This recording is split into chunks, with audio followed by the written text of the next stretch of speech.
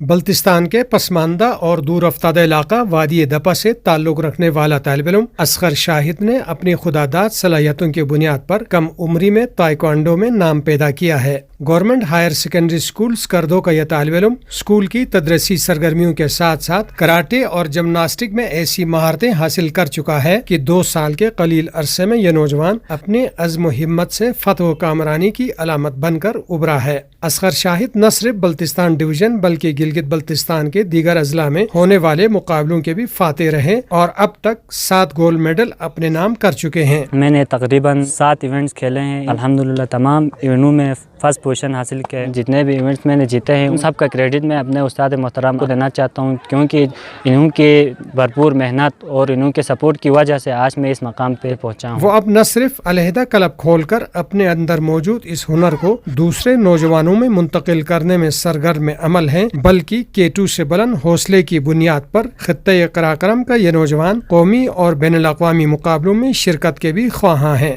یہاں کے نوجوانوں کو ملکی سطح کے فورمز پر نمائندگی دی جائے تو یہ تائیکوانڈو کے شعبے میں بھی ملک و قوم کا نام روشن کر سکتے ہیں۔